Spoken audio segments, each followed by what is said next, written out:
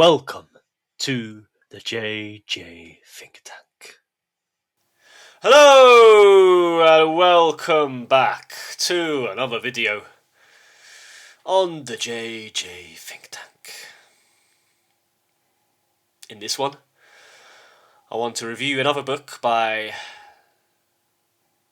the masterful writer GK Chesterton.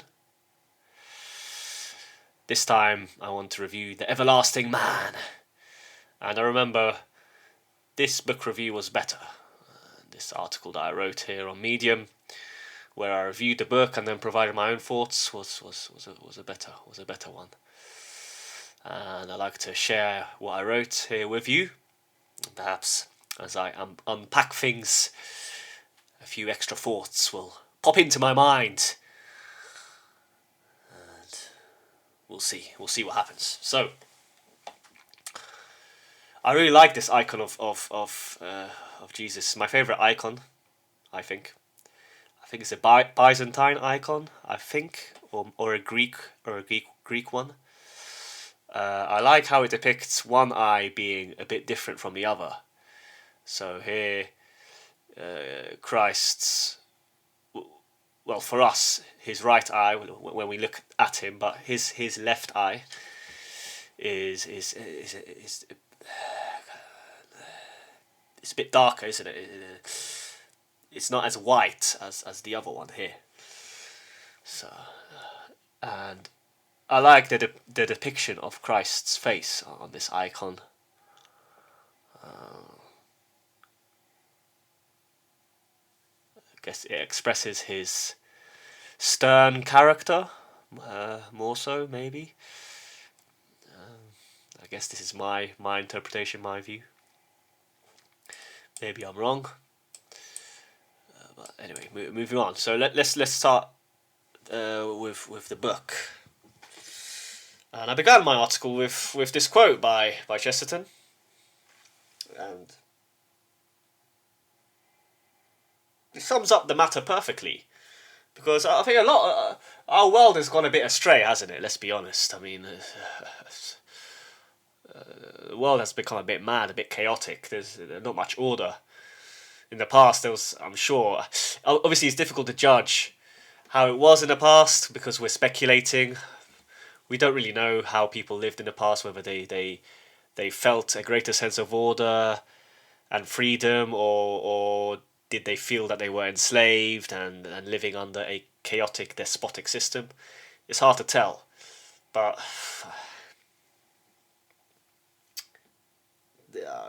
all I would say at this moment in time is that our current world is a bit mad. Yes, it's gone a bit chaotic. Society is by and large breaking down. Men and women are going their separate ways. Birth rates are plummeting. People are not marrying. I guess this is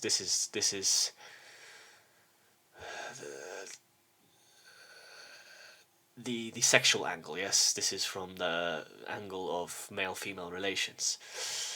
But then also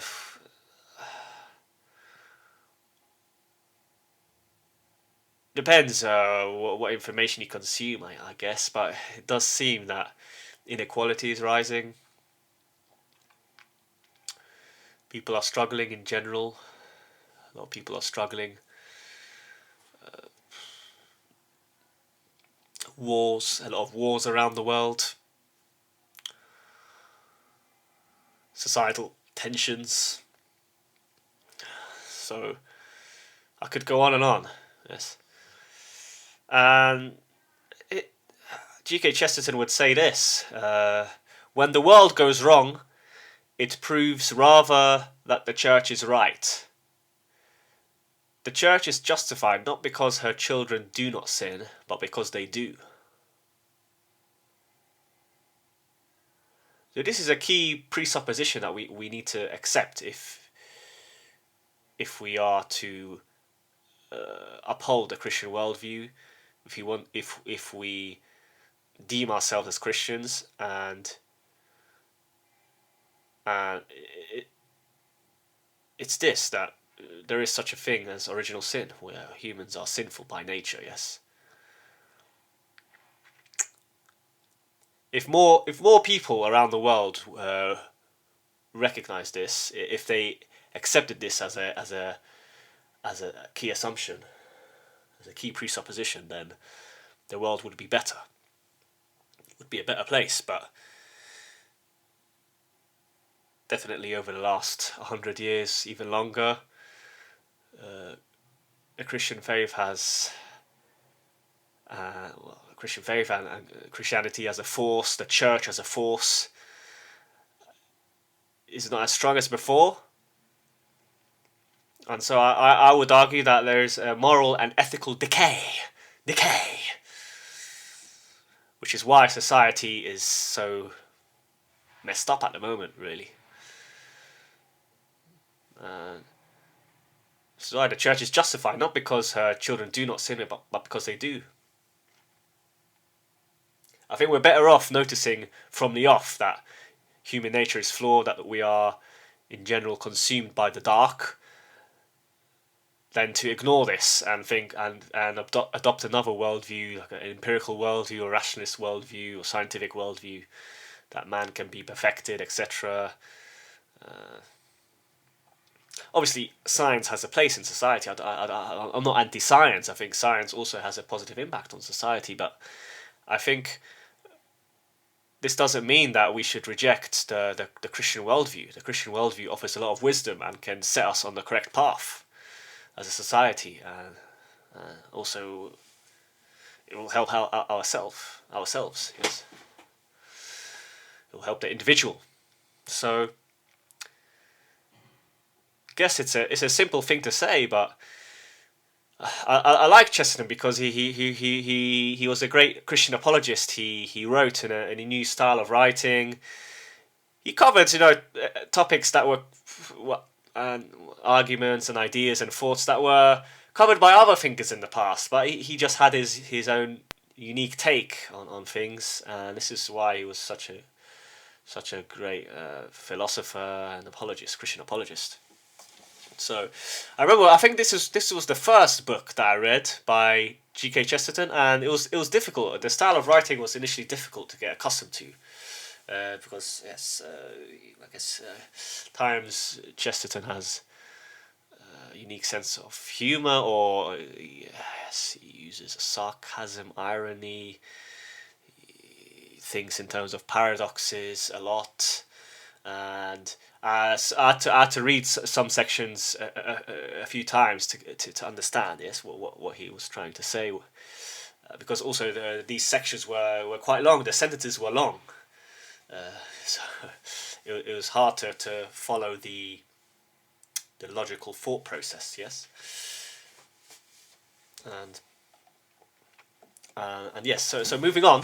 First I want to perhaps this is a bit of a boring topic, but it was new to me because Chesterton talked about the Punic Wars, and he argued that this was an important moment in the history of Europe. This war was fought between Rome and Carthage. So what actually is Carthage? Carthage, ancient Carthage, Tunisia. Okay. Was an ancient civilization based in North Africa. It grew from a small settlement in present-day Tunisia. Okay, all right. So yeah, I don't know much about Carthage. I've heard Carthage in the past, but I didn't really know what this was. So it was a civilization. So yes, he talked about the war between Rome and Carthage, and Chesterton equated Carthage with a demonic, inhuman, materialist, and commercial spirit. Whereas he viewed Rome as pagan too, but as the sane mythologists. So it's interesting. So, an interesting take. And another key fact that Chesterton shared in this book was about the name Hannibal. So I think Hannibal, he was the leader, yes, of a Carthaginian general and statesman. Yes, he was the statesman, the leader of Carthage. And when Hannibal translated into the native tongue of Carthage at the time meant grace of Baal.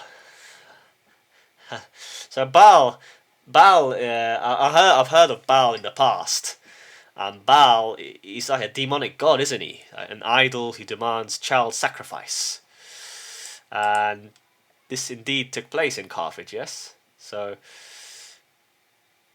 And when I started thinking about Carthage and reflecting on modern Western civilization, I think there are a lot of similarities. Yes, the West is also quite decadent, quite degenerate. A lot of Satanism. Satan is openly worshipped more and more. Before it was more subtle, but now it's more open. The Satanists and the demons and the minions, they're more open in their worship of Satan. At the highest echelons of power, I think child sacrifice takes place.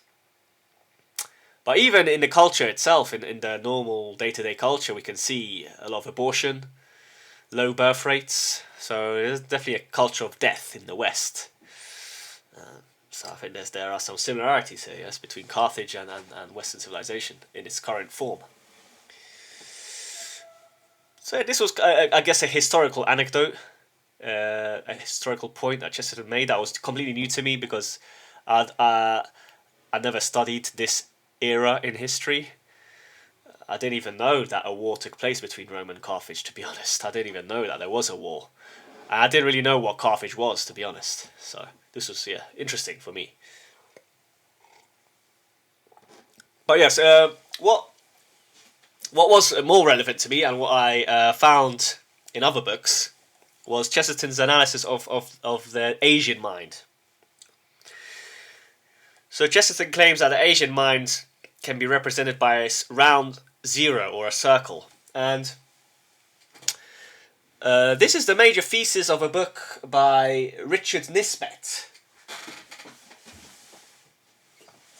So this is a great book, also, yes, we could call it a philosophical book, psychological book. It's called The Geography of Thought, and how Asians and Westerners think differently and why. So he also argues that the Asian mind is like a circle, a round circle. The Asians view the world as a circle, whereas Westerners view the world as a line. And the circle obviously reflects the idea of unity and recurrence, that in one sense includes everything but then comes to nothing. This is what Chesterton wrote. And there's no breakout from the circle. You go in a circle. I guess this idea makes sense, yes?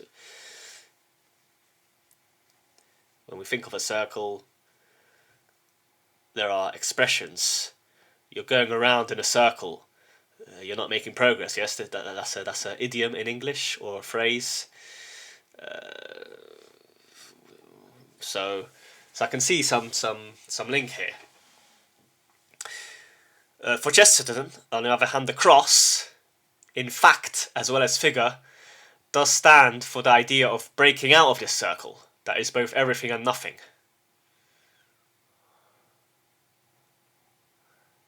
And when I reflect on my own life and my meditative practices, I must say that I've kind of experienced this personally. When you meditate, yes, for a while you can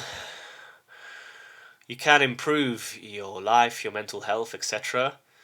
You start to take in everything because you start to expand your mind.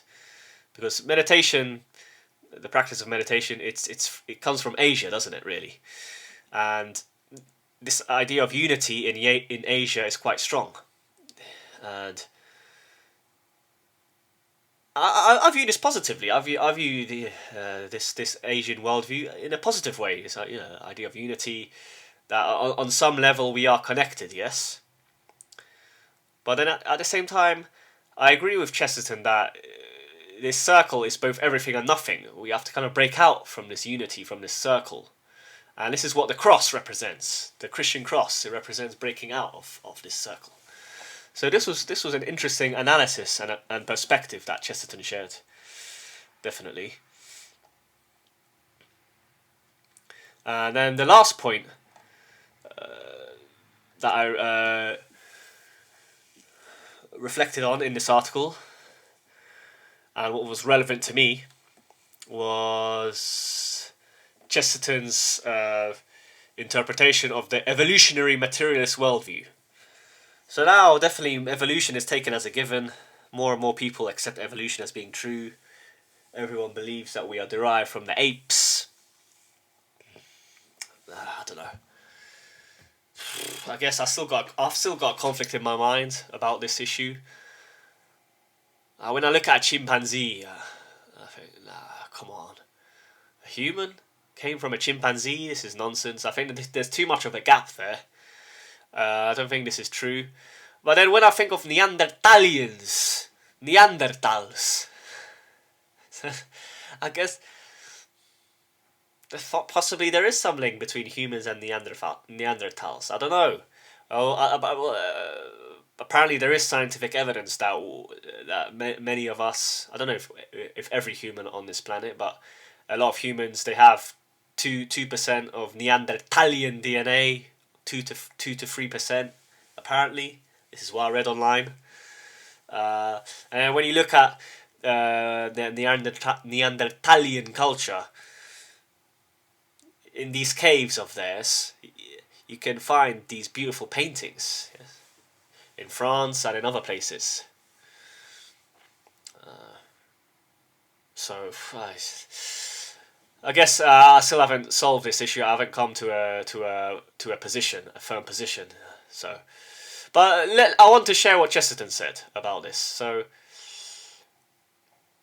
you know, Chesterton talks about prehistoric man, his pictures in the cave, yes, Neanderthalians, and Chesterton criticizes H.G. Wells, so a famous science fiction writer, and he doesn't like the evolutionary materialist worldview.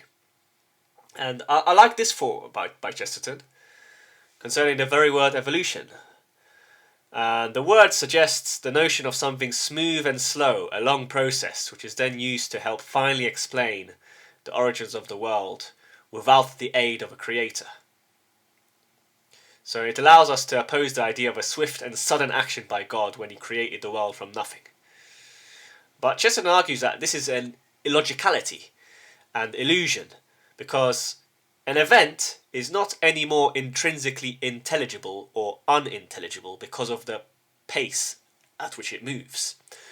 For a man who does not believe in a miracle, a slow miracle would be just as incredible as a swift one.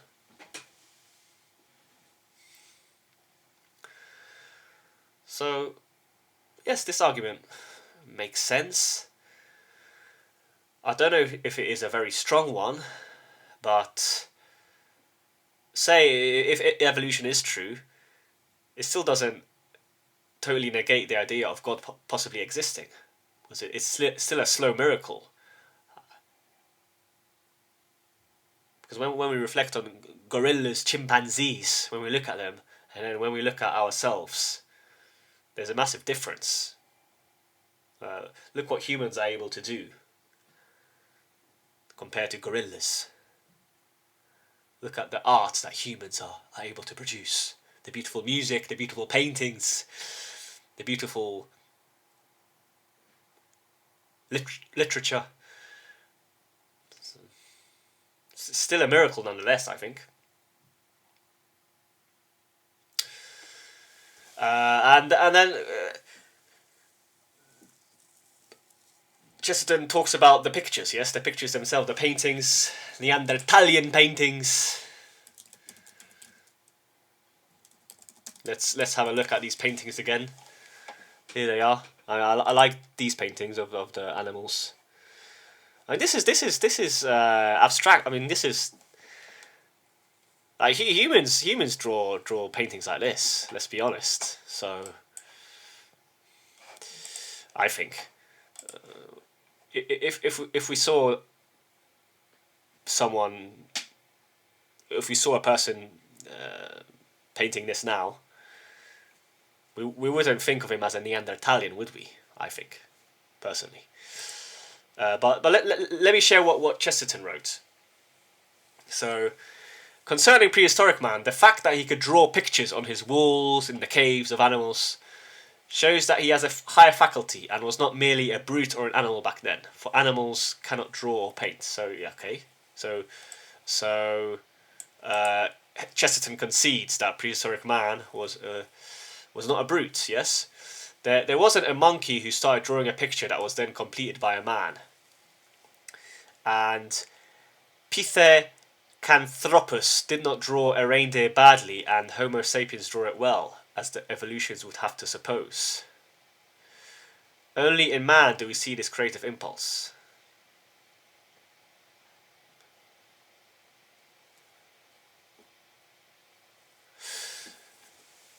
So, reflecting now on this argument, I'm trying to deduce the strength of it. So Chesterton argues that because prehistoric man drew these beautiful paintings,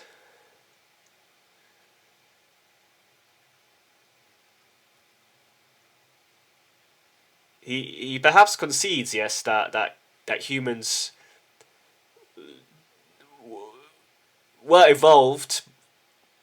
did evolve from Neanderthalians, but no further. I guess this is my interpretation. So perhaps God created Neanderthalians as a separate species. That Neanderthalians have no link to gorillas, to chimpanzees, to apes. So I guess here Chesterton concedes something to the scientists. He argues that yes, Neanderthalians existed, prehistoric man. Such a group of men did exist, and they eventually evolved into Homo sapiens. But he argues against the idea of these Neanderthalians, these prehistoric men, being evolved from apes. That there's a gap here that you cannot cross. I think this is my interpretation. Maybe I'm wrong, but so let me finish it out with the last passage. So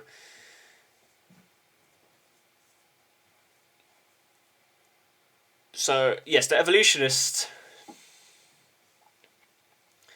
would have to suppose, yes, that a monkey or an ape, they began drawing something, and then further down the line, yes, a couple of 100 years later or whatever, how long, whatever the amount of time it took, yes, for the monkey to turn into a Neanderthalian. So then this Neanderthalian would have to finish this painting to complete it, yes. But we see the monkeys aren't able to paint at all. They can't even start drawing a picture, yes. So this is how I understand the argument. So there's a gap then. Man is not derived from the apes. Man is a completely separate species. He may have some link to Neanderthalians, but that's it. Nothing more. And then, yes, I finished my article with this description of how Christianity has risen and fallen with the passage of time. And this is what Chesterton wrote. Christianity has died many times and has risen again, for it had a God who knew the way out of the grave. That's a great little thought there. Christianity has died many times and has risen again, for it had a God who knew the way out of the grave. A brilliant riposte. And a brilliant apologetic argument for Christianity. So yes, that's the end of this video. I don't want to talk more about this. This was a bit longer than I thought it would be, nearly 25 minutes. If you're still listening, once again, thank you for tuning in to the JJ Think Tank. I hope you enjoyed the video. I hope you found it interesting. I hope it shed some light on something. And if you are a new viewer, consider liking and subscribing. It will help me grow the channel. Let me know what you think. Do you agree? What are your views on evolution, on Christianity? Whether Chesterton was a strong apologist or not? Whether his arguments were weak or strong? I'd like to know what you think. Perhaps you've got something else to share that is linked to this. But yes, once again, thank you for listening, and I wish you all the best. Take care.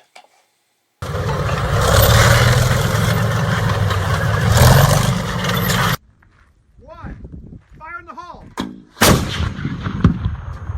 Thank you for listening to the JJ Think Tank.